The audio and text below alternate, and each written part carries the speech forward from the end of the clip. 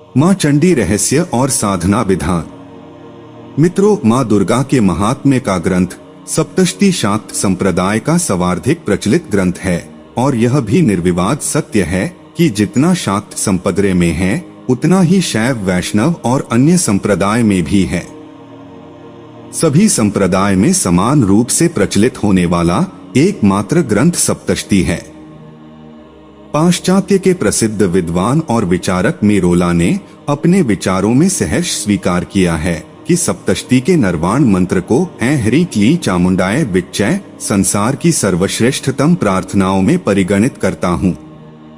सौम्यतरा शेष सौम्यभ्यस्वती सुंदरी देवी, तुम सौम्य और सौम्यतर तो हो ही, परंतु इतना ही जितने भी सौम्य पदार्थ है तुम उन सब में सबकी अपेक्षा अधिक सुंदरी हो। ऋषि गौतम मार्कंडेय 8वें मनु की पूर्व कथा के माध्यम से नृपश्रेष्ठ सुरथ एवं वणिक श्रेष्ठ समाधि को पात्र बनाकर मेधा ऋषि के मुख से मां जगदम्बा के जिन स्वरूपों का वर्णन किया गया है वह सप्तशती का मूल आख्यान है। शक्ति शक्तिमान दोनों दो नहीं है, अपितु एक ही है। शक्ति सहित पुरुष शक्तिमान कहलाता है। जैसे शिव में ई शक्ति है, यदि शिव में से ई हटा दें तो शिव शव बन जाएंगे। प्रलय काल में शिव सृष्टि उदरस्थ कर लेते हैं, वह पुनः कालांतर में सृष्टि निर्माण होता है। तब संकल्प शक्ति द्वारा भगवान शिव और शक्ति एक होकर भी अनेक हो जाते हैं। प्रभु प्रकृति योग माया का आश्रय लेकर पुनः जगत प्रपंच को चलाते हैं। इस प्रकार प्रवाह से संसार नित्य है। सृष्टि प्रलय काल अनुसार होते हैं, अतः काल भी नित्य है। जिस प्रकृति के स्वभाव के कारण यह संसार चक्र गतिमान है, प्रकृति महामाया ही नित्य है। सब कुछ नित्य ही है, अनित्य कुछ भी नहीं। संपूर्ण ब्रह्मांड में कोई देवी को मानते हैं तो कोई देव को।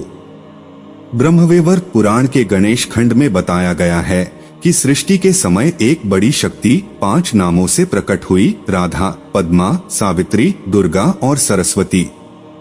जो परब्रह्म श्री कृष्ण की प्राणाधिष्ठात्री हैं और उन्हें प्राणों से अधिक प्रिय हैं, वे ही राधा कहलाएगी। जो देवी ऐश्वर्य की अधिष्ठात्री और समस्त मंगलों को करने वाली हैं, वे ही परमानंद स्वरूपिणी हैं, वे देवी लक्ष्मी है। जो पद्मा नाम से विख्यात है, जो विद्या की अधिष्ठात्री और परमेश्वर की दुर्लभ शक्ति हैं और वेदों, शास्त्रों, पुराणों तथा समस्त योगों की जननी हैं, वे सावित्री नाम से प्रसिद्ध हैं।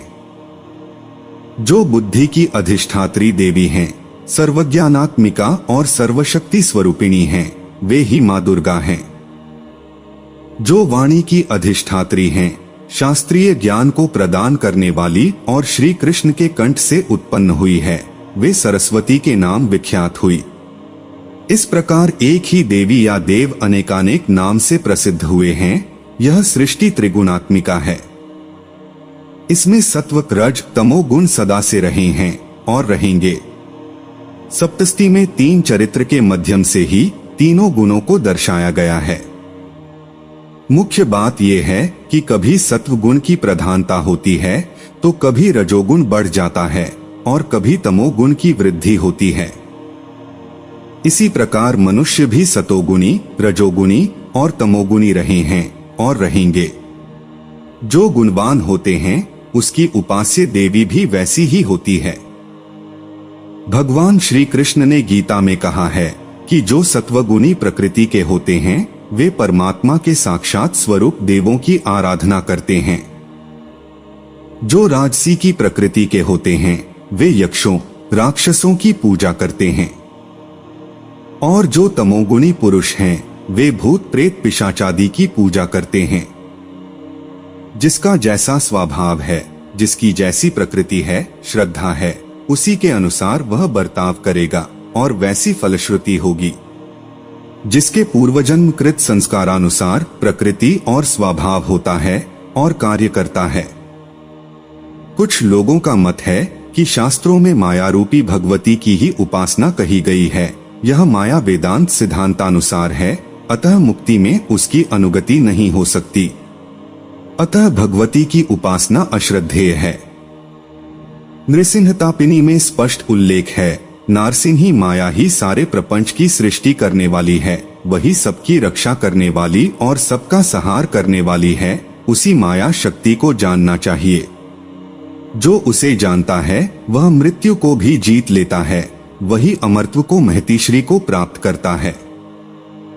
इन सबसे एक ही बात स्पष्ट होती है कि भगवती माया रूपा ही हैं। देवी भागवत आदि के अनुरूप माया स्वयं जड़ है। इसी माया की उपासना का यत्र तत्र सर्वत्र स्थानों में विधान है, किंतु ऐसा कहना ठीक नहीं है, क्योंकि इसका भाव दूसरा है। जो लिखित प्रमाण से सिद्ध है कि देवी साक्षात ब्रह्म स्वरूपिणी है। सर्वे वै देवा देवीमुपस्थुः कासित्वम महादेविति साब्रवीतहम ब्रह्म स्वरूपिणी मत्तः प्रकृति पुरुषात्मकं जगत। अर्थात देवों ने देवी के निकट पहुंचकर उनसे प्रश्न किया कि आप कौन हैं? देवी ने कहा, मैं ब्रह्म हूँ, मुझसे ही प्रकृति पुरुषात्मक जगत उत्पन्न होता है। इसी प्रकार अथद्रयेषा ब्रह्मरंध्रे ब्रह्मरूपिणी भुवानाधीश्वरी तुर्यतीता है स्वात्मैव ललित आदि वैदिक ग्रंथों में भी तुर्यातीत भम स्वरूपा भगवती ही है। यह स्पष्ट है त्रिपुरातापनी और सुंदरितापनी आदि उपनिषद में परोज से आदि गायत्री के चतुर्थ चरण में प्रतिपाद ब्रह्म के वाचक रूप में 3 को बताया गया है। काली तारा आदि उपनिषदों में भी ब्रह्मरूपिणी भगवती की ही उपासना प्रतिपादित है, सूत संहिता में कहा गया है। अतः संसार नाशाय साक्षिणी माल्य रूपिणीम आराध्येत पराम शक्तिं प्रपंचोल्लासवर्जितम। अर्थात संसार निवृत्त के लिए प्रपंच स्फुरण शून्य सर्वसाक्षिणी आत्मारूपिणी पराशक्ति की ही आराधना चाहिए। सर्व व्याख्यान एवं प्रमाणों से निर्विकार निरंजन अनंत अच्युत निर्गुण ब्रह्मा को ही भगवती का वास्तविक स्वरूप बतलाया गया है। देवी भागवत में भी कहा गया है कि निर्गुण सगुण भगवती के 2 रूप है, सगुणों के लिए देवी सगुणा और निर्गुणों के लिए देवी निर्गुणा। अब चलिए जानते हैं माँ आदि शक्ति की वो साधना जो त्रिशक्ति के जाज्वल्यमान स्वरूप की साधना है। उसका व्याख्यान है, इन 9 दिवस में पूर्व में दी चंडी साधना के साथ इस साधना को भी कर लिया जाए तो माँ की कृपा प्राप्त होती ही है। यह सिर्फ 3 दिवसीय साधना है। चूंकि नवरात्रि में सभी ज्योत जलाते ही हैं और जो नहीं जलाते वो कम से कम 3 दिवस तक अखंड दीपक प्रज्वलित करे। लाल आसन लाल वस्त्र, यदि वामपंथी है तो दक्षिण मुख और दक्षिण पंथी है तो पश्चिम दिशा का उपयोग करे। माँ दुर्गा का चित्र लाल आसन पर स्थापित कर सामने दीपक जलाए और मंत्र सिद्धि का संकल्प करें। गुरु गणेश और भैरव पूजन संपन्न कर कुंजिका स्तोत्र का 1 बार पाठ करें एवं पूर्ण नवार्ण मंत्र की 11 माला संपन्न करें। मंत्र जाप के लिए माला लाल हकीक या मूंगा या रुद्राक्ष का प्रयोग करें।